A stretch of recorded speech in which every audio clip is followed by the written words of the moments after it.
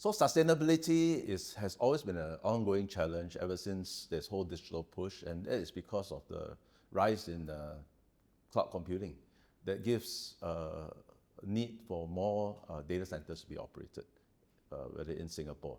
And even if we use data centers overseas, there is also the issue of data sovereignty, whether the data can stay within Singapore or can it be exported out. So I think these are the two things that we need to consider. Now, it is a bit of a dilemma because as we consume more digital services and more cloud computing requirements are there, the needs are there for more AI services, then there is a need for more power to actually power these data centers. And Singapore is quite limited. And that's why we talk about how do we go upstream to secure clean sources for energy to actually power our data centers through the ASEAN energy grid, for example. So this is a long-term discussion, which we have to keep a continuous eye on. Data centers are also a global business, right? A lot of our Singapore data center companies also have a global footprint.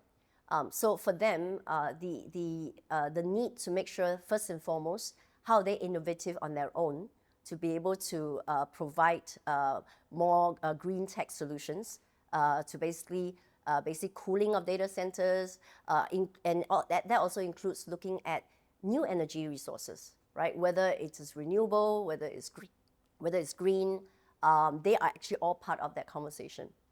But we must keep our eye on the emerging technologies, the emerging trends, and the emerging type of skills that we need. So SGTech runs several programs. One of it I would mention is the sustainability guided programs. So we curated the programs especially specifically for SMEs, small medium enterprises, to do sustainability reporting. And this has also helped them in a very easy way to be able to present these sustainability credentials that they have when they do businesses overseas. So for example, if you bid for a project, let's say somewhere in Europe, and the company then requires you to show or demonstrate that you meet certain sustainability requirements, these companies are already equipped with those reporting requirements. For some of these companies, as part of the supply chain, their sustainability report is the Scope 3 reporting of the bigger companies. So we're kind of making sure that, we're trying to address the end-to-end needs, but while recognizing that different sectors, different segments, different size companies have different parameters and also different obligations in terms of the sustainability report.